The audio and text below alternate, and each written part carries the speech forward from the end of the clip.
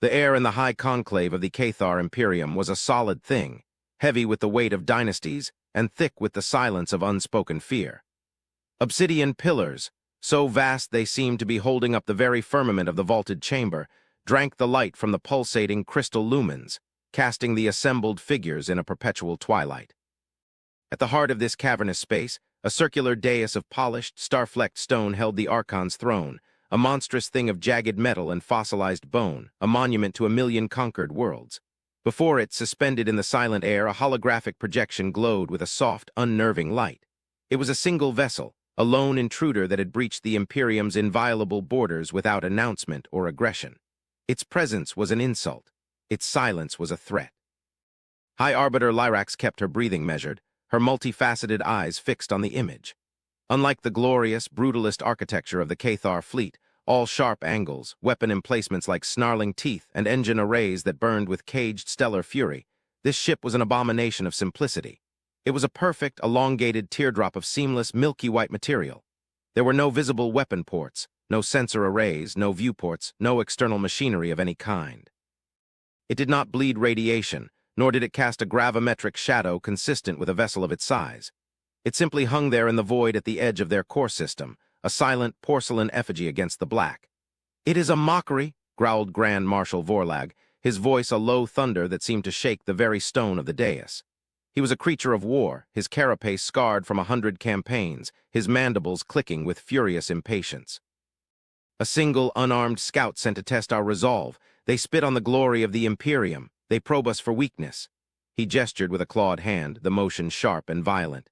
"We should obliterate it, scour its existence from the star charts and send the debris back to whatever primitive hole it crawled from as a message."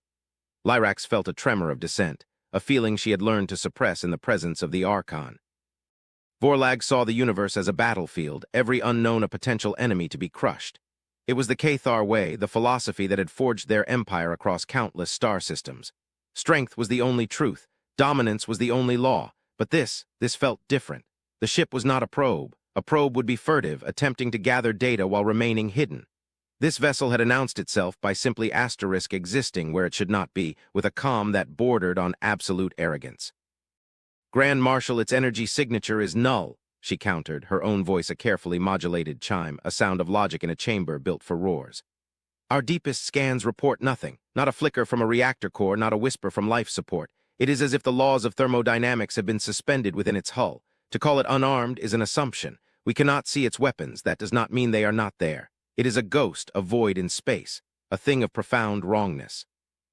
Her words hung in the air, seeding doubt in the minds of the other council members.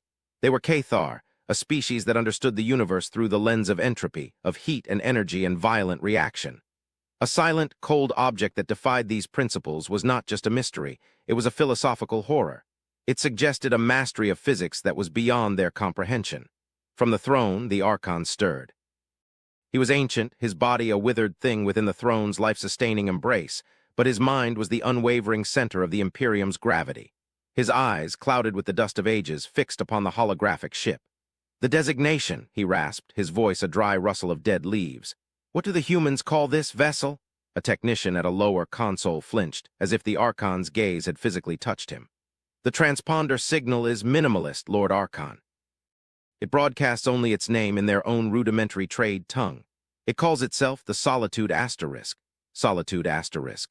The word echoed in Lyrax's mind. It was not a name of conquest. It was not a boast of power like the Cathar warships, the Worldbreaker Asterisk, the Asterisk Starcleaver, the Asterisk Inevitable Triumph.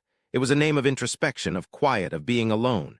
It was a name that felt deeply, chillingly alien to their entire way of life. Was it a threat, a promise, a state of being? For 3 rotations it has sat there, Vorlag pressed, his frustration mounting.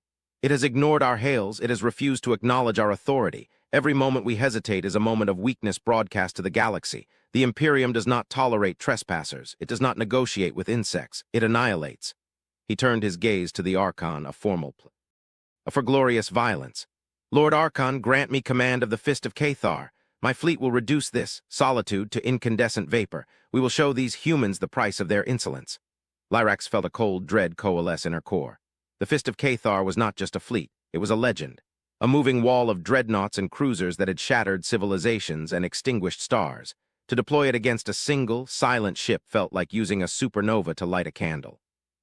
It was an act of profound insecurity masquerading as strength, and she sensed with a certainty that defied logic that it would be a catastrophic mistake. Or perhaps, she interjected, her voice barely more than a whisper, yet it cut through the martial fervor like a shard of ice. It is waiting for us to do exactly that. Perhaps this is a test not of our strength, but of our wisdom. Vorlag scoffed, a guttural exhalation of contempt. Wisdom. Wisdom is the luxury of the victorious arbiter. It is earned through the application of overwhelming force. These humans are new to this quadrant. Their expansion has been erratic, their technology a strange patchwork of brilliance and baffling primitivism. They have never faced a true power. They have never faced us. It is time we taught them their place. The debate raged on, a familiar storm of Cathar pride and paranoia. Factions argued, strategists presented threat assessments based on incomplete data, and courtiers offered sycophantic support for the most aggressive posture. Through it all, Lyrax watched the silent ship. It did not move. It did not react. It was a constant, a single immutable fact in an equation of rising chaos. The humans were said to be a young species, prone to emotion and internal conflict. Their political structure was a fractured mess of competing ideologies. They were considered ephemeral, a brief spark in the galactic timescale, yet the vessel before them projected none of that. It projected a calm that felt older than the stars, a patience that felt deeper than the void itself. Finally, the Archon raised a single skeletal hand. The chamber fell into an immediate, reverent silence. His ancient eyes, which had witnessed the birth and death of empires, remained fixed on the white teardrop. "They have not ignored our hails," the Archon stated, his voice gaining a sliver of its former resonance. "They have been listening." A murmur of confusion rippled through the conclave. "Lord Archon?" Lyrax asked, her respect tinged with bewilderment. "Their communication was not sent through the chaos of broad-spectrum frequencies," the Archon explained. "It was a single, tight-beam transmission directed only here, to this chamber, to me. It was sent the moment their vessel arrived, and it has been repeating ever since, waiting for us to possess the intelligence to listen on the correct quantum channel." He paused, letting the weight of their collective failure settle upon them. They had been shouting into a hurricane while the humans had been whispering directly into their ear. What is their message?" Vorlag demanded, his aggression momentarily tempered by shock. The Archon made a subtle gesture, and the technician at the console activated a new protocol. A voice filled the chamber. It was not the harsh, guttural tongue of the Cathar, nor the complex tonal language of the myriad species they had subjugated. It was a human voice, calm and clear, without inflection or emotion. It spoke the Cathar high tongue with a flawless, crystalline precision that no off-worlder should have been able to master. "This is Ambassador Eva Rostova of the vessel Solitude representing the Terran Collective. We have entered Cathar sovereign space to open a dialogue of critical importance. We have observed your military preparations. We ask that you stand down your fleets. We ask that you do not force our hand. We are here to speak. Acknowledge." The message ended, and the silence that followed was 1,000 times heavier than before. It was not a plea. It was not a request. It was a directive, delivered with the serene confidence of a power that did not need to raise its voice. They had called the humans insects, and the insect had just spoken to them as if they were the ones who could be casually crushed. Vorlag's carapace flushed a deep, furious crimson. Force their hand, their asterisk hand. The audacity is magnificent in its stupidity. One ship against the might of the Imperium. This is no longer an insult, Lord Archon. This is a declaration of war. He looked to the throne, his eyes burning with the fire of righteous fury, expecting the order that would unleash him. But the Archon remained silent, his gaze lost in the contemplation of the simple white ship. Lyrax watched him, her mind racing. The humans knew. They knew about the Fist of Cathar being marshaled. They knew the Conclave was debating their destruction. They were not just observing their space. They were observing their command center, their most secret deliberations. The Solitude was not blind, it was all-seeing. "They ask us to stand down," Lyrax murmured more to herself than to the council. "They do not demand it. They do not threaten retaliation. They ask." "It is a trick," Vorlag roared. "A psychological ploy to make us seem like the aggressors when we righteously defend our territory." The Archon's head tilted, a slow, creaking motion. "And if it is not Grand Marshal? If it is a genuine warning from a power that wishes to avoid conflict? Then they are cowards? Or," the Archon's voice dropped, becoming a chilling whisper that carried to every corner of the chamber, "they are merciful." The word was so alien to the Cathar lexicon of power that it stunned the Conclave into silence once more. Mercy was a concept for the weak to beg for, not for the strong to grant. It was a flaw, a vulnerability to be exploited. For the Archon to even voice it in relation to an unknown intruder was a paradigm shift that struck at the very heart of their imperial identity. Lyrax felt it then, a certainty that went beyond analysis and into the realm of pure, cold intuition. They were standing on the edge of a precipice, and Vorlag, in his glorious, honorable blindness, was urging them all to take the leap. The human ship was a fulcrum upon which the fate of the Cathar Imperium was about to turn. The universe was holding its breath, waiting to see if they would choose the path of pride or the path of prudence. "Lord Archon," Vorlag said, his voice tight with control, "the legacy of 1,000 victorious generations demands we act. We are the Cathar. We do not kneel. We do not yield. We do not fear the unknown. We conquer it." The Archon's ancient eyes finally moved from the hologram to settle on his Grand Marshal. For a long moment, the ruler of the mightiest empire the galaxy had ever known seemed to weigh the entirety of his people's history against the calm, serene voice of a single human ambassador. The weight of that decision was palpable, a crushing force that made it hard to breathe. Then, with a sigh so faint it was almost lost in the vastness of the chamber, the Archon gave his command. "Grand Marshal Vorlag, you have your orders. The Fist of Cathar is yours to command. Show this solitude." The true meaning of power. Vorlag slammed a closed fist against his chest in a salute, his mandibles splitting into a triumphant, predatory grin. "It will be done, Lord Archon. The Imperium will be reminded of its strength." He turned and strode from the chamber, his heavy footfalls echoing like the drums of war. Lyrax watched him go, a profound sense of loss settling over her.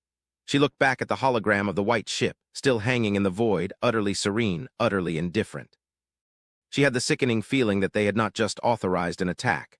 They had just answered a question, and they had answered it incorrectly. The test of wisdom was over. The lesson was about to begin. The void trembled, not with the raw, chaotic fury of a Cathar fleet translating from hyperspace, but with a silent, geometric precision. A moving wall of dark metal, bristling with spinal-mounted particle cannons and plasma projectors, materialized around the lone human ship. The flagship of the Fist of Cathar, the asterisk inevitable Triumph, took its position at the heart of the formation, a mountain of armored might that had personally overseen the cracking of a dozen homeworlds.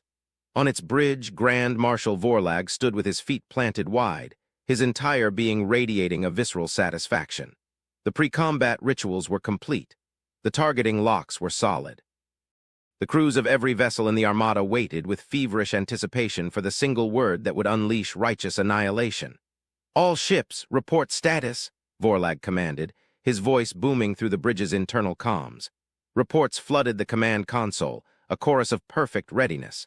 Weapon capacitors were charged to maximum. Shield emitters were glowing with containment fields that could withstand the heart of a star. The Cathar war machine was a perfectly honed instrument of destruction, and the human ship was the anvil upon which its hammer was about to fall. "The target remains inert," a sensor officer reported. "No energy fluctuations, no shields, no electronic countermeasures. It is simply there, Grand Marshal." Vorlag's grin widened.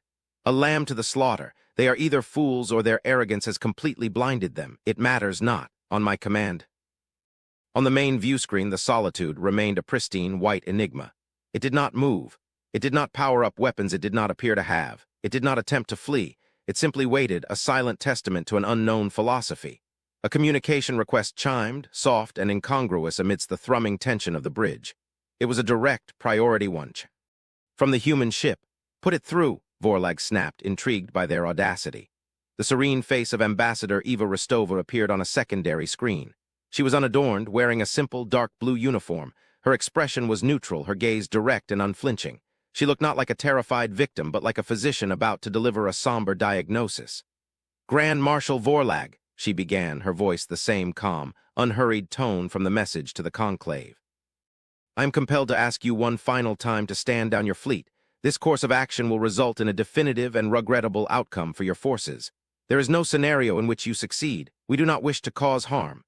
The bridge crew exchanged glances of disbelief. The sheer, monumental arrogance of her statement was breathtaking.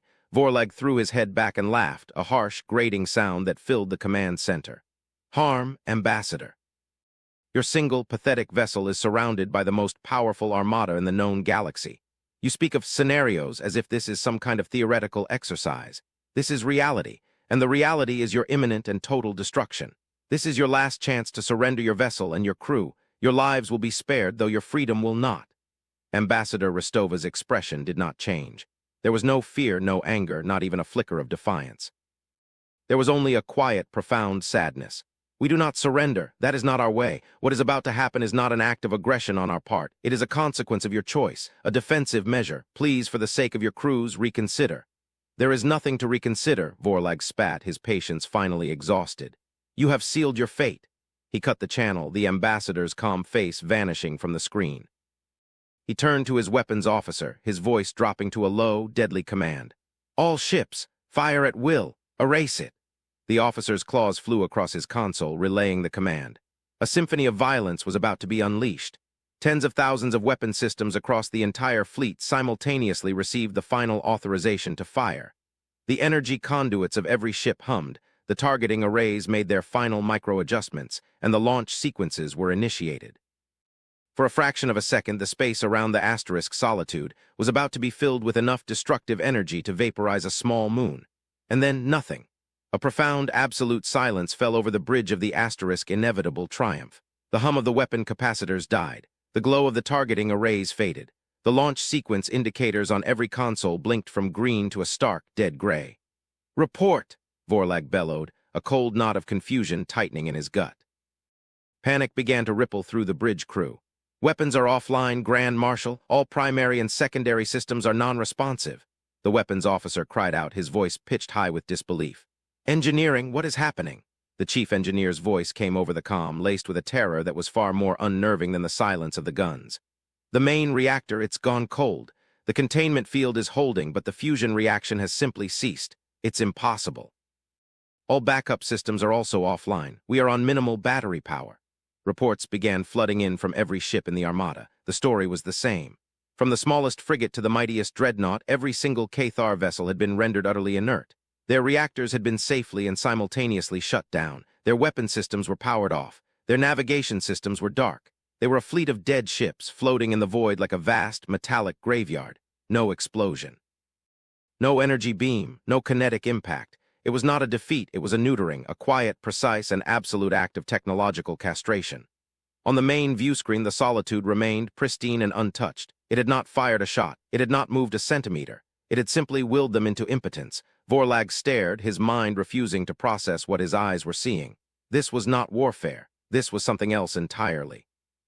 It was like a god reaching down and simply turning them off. He had brought the fist of his empire to bear, and a single, silent opponent had unclenched it without a sound. The communication channel chimed again. He knew who it was. With a trembling claw, Vorlag ordered it to be accepted. Ambassador Eva Rostova's face reappeared. Her expression was unchanged, still tinged with that same disquieting sadness. As I stated, Grand Marshal, this was a regrettable outcome, she said, her voice a calm sea in his storm of shattered pride. We have not damaged your ships. We have not harmed your crews. We have simply prevented you from harming us. The control systems for your reactors and weapon arrays have been temporarily walled from your command. When we are confident that you no longer pose a threat, control will be returned to you. Vorlag's formidable mind, a mind forged in the crucible of countless battles and strategic victories, struggled to find a framework for this. How? He managed to rasp, the single word a confession of his total and utter incomprehension. What weapon did you use? It was not a weapon in the way you understand it, the ambassador explained patiently, as one might speak to a child. The Cathar Imperium operates on a closed quantum computing network, a relic of your old empire's technological doctrine. It is powerful, but it is monolithic. It has a single foundational operating language. We did not hack your systems, Grand Marshal. We simply introduced a new grammatical rule to that language. A universal if-then statement. If a Cathar vessel initiates a weapons launch sequence directed at the asterisk Solitude asterisk, then all non-essential systems are to enter a state of safe, immediate shutdown. It was not an attack. It was a line of code. The sheer, breathtaking simplicity and the unimaginable complexity of her words washed over Vorlag. They had not breached their firewalls or overwhelmed their defenses. They had rewritten the fundamental laws of their technology from the outside. They had treated the entire Cathar military network as a single primitive program and edited it on the fly. The power required, the understanding of physics and information theory, was so far beyond their own science it might as well have been magic. Your fleet is helpless, Rostova continued, her tone devoid of triumph. We could destroy you at our leisure, but that is not our purpose. This was a demonstration not of our power, but of our intent. We are not conquerors. We are here to talk. The dialogue my government wishes to have with your Archon is now non-negotiable. Vorlag stood in the ruins of his pride, the silence of his dead bridge a monument to his failure. He had led the Fist of Cathar into its most humiliating defeat without a single casualty, without a single shot fired. He had been an instrument of his empire's hubris, and these calm, quiet humans had used him to prove a point. They had not defeated his fleet, they had dismissed it. He looked at the face of the human woman, and for the first time he understood the Archon's whispered word. Merciful. They had been merciful. The shutdown of their fleet was an act of profound, almost insulting restraint. They could have turned their reactors into bombs. They could have vented their life support into the void. They could have erased them from existence. Instead, they had simply taken away their toys. The Grand Marshal of the Cathar Imperium, the conqueror of 1,000 worlds, slowly, stiffly, lowered himself into his command chair. He felt the weight of his entire civilization's worldview cracking around him. Strength was the only truth. Dominance was the only law. He had lived his entire life by that creed, and a single human ship armed with nothing more than a better understanding of grammar had just proven it to be a lie. The High Conclave was a tomb. The same obsidian pillars stood, the same lumens pulsed, but the oppressive weight in the air was no longer the gravity of power, but the vacuum of shock. The holographic display at the center of the chamber no longer showed just the lone, white vessel. It now showed the entire Fist of Cathar, adrift and powerless, a ghost fleet suspended in the black, orbiting the solitude like humbled supplicants. Grand Marshal Vorlag stood before the Archon's throne, his posture rigid, his carapace stripped of all its ceremonial adornments. He was a warrior who had returned not with his shield or on it, but with his shield taken from him, his sword shattered without being struck. He had relayed his report in a clipped, factual monotone, each word a testament to a failure so complete it defied the Cathar language. When he finished, an absolute silence reigned. It was Lyrax who finally broke it, her voice soft but clear. They did not destroy them. They disarmed them. They could have annihilated our entire primary fleet, and they chose not to. This was not an act of war. It was a lesson. Her words resonated with the truth that every member of the council now felt in their core. The arrogance and fury that had filled the chamber before were gone, replaced by a cold, numbing dread. They had prodded a slumbering god, and it had opened one eye, sighing with weary annoyance. The Archon had not moved. His ancient gaze was fixed on the tactical display, on the image of his most glorious fleet rendered impotent. He seemed to be processing not just the tactical reality, but the philosophical implications. The Cathar way, the path of conquest that had defined them for millennia, had been rendered obsolete in an instant. Their mightiest weapons were children's toys. Their deepest strategies were primitive scrawls in the sand. The human ambassador, Eva Rostova, awaits your reply, Lord Archon, Vorlag stated, his voice hollow. She has re-established the tight beam communication link to this chamber. She is waiting to speak with you. The Archon's withered head turned, his clouded eyes sweeping over the faces of his council. He saw not the proud, predatory lords of the galaxy, but frightened, confused beings, their entire perception of the universe shattered. They had built an empire on the principle of the sharpest claw and the strongest armor. They had just encountered a species that could think their claws into dust and their armor into air. "Open the channel," the Archon commanded, his voice a dry rasp of resignation.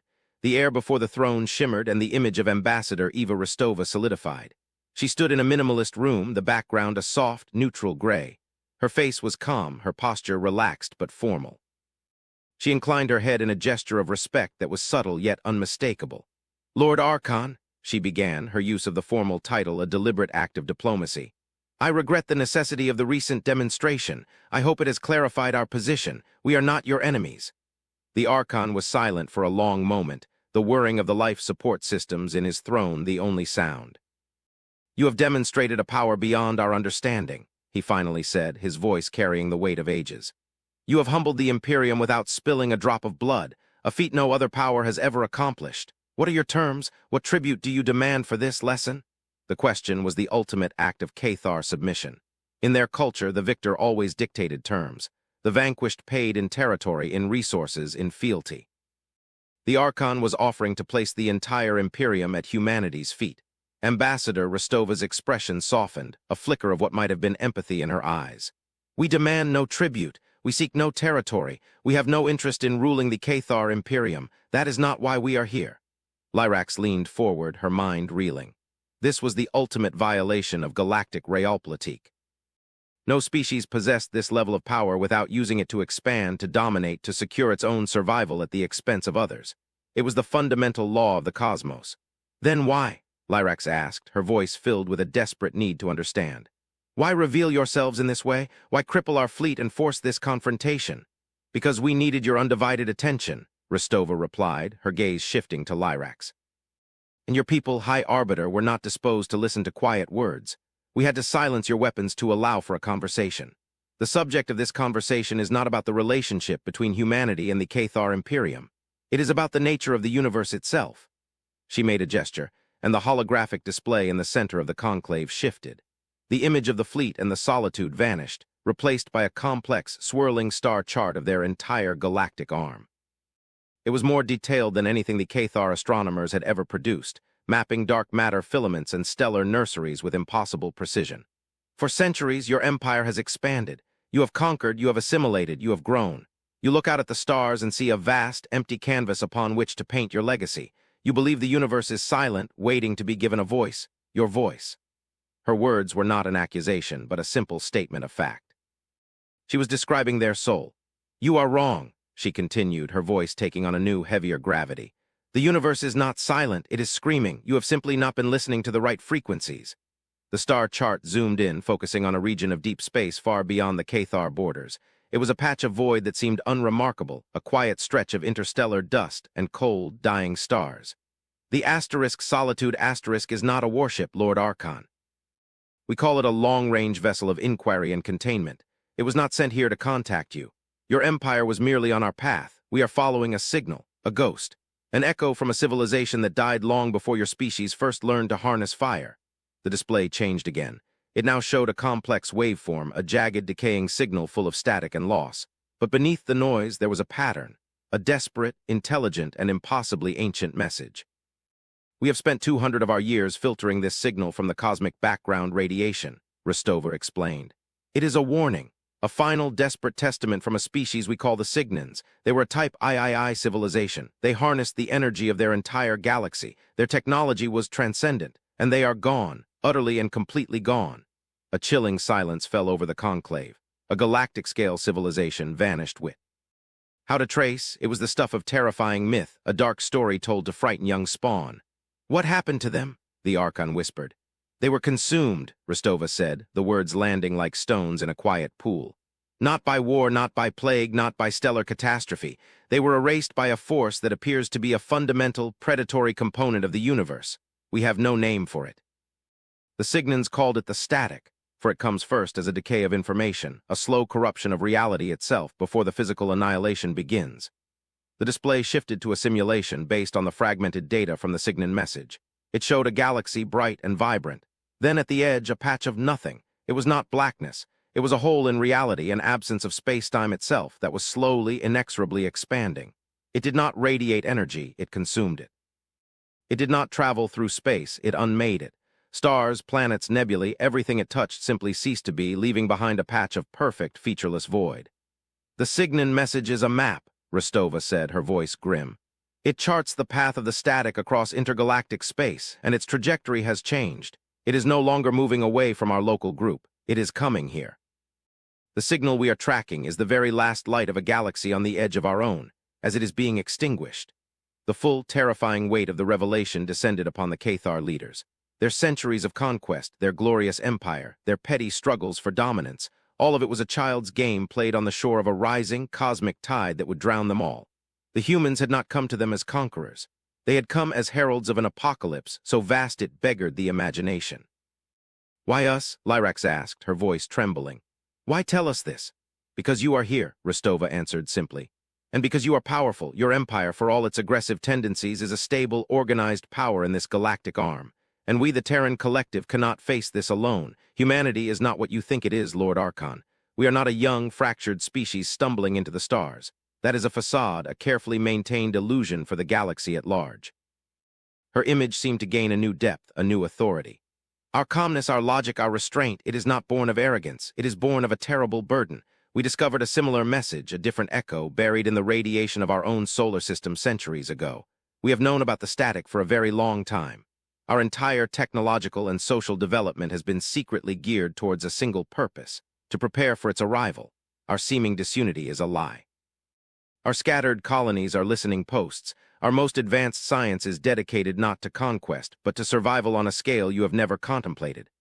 The Solitude was not a warship. It was a watchtower, a lonely sentinel sent out into the ultimate darkness to see how close the end was. Its name was not a boast. It was a job description. "We came here to see if the Cathar Imperium could be an ally," Rostova concluded. "To do that, we first had to break you of the illusion that your power was the greatest force in the universe. We had to make you kneel, not in submission to humanity, but in humility before the truth.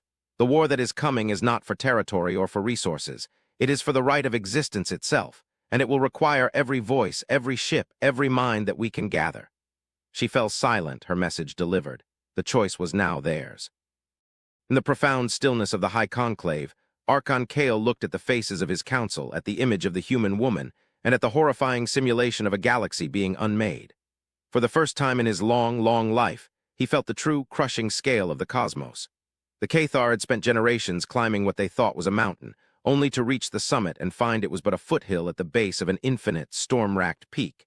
His empire had been made to kneel. Not by a single human warship, but by a single, terrifying truth. Their age of conquest was over. A new age, an age of desperate, unified struggle had just begun. The Archon's skeletal hand rose, not in a gesture of command, but in a gesture of acceptance. "Ambassador Rostova," he rasped, his ancient voice filled with a weariness that transcended time, "your dialogue has been acknowledged. Tell us what we must do."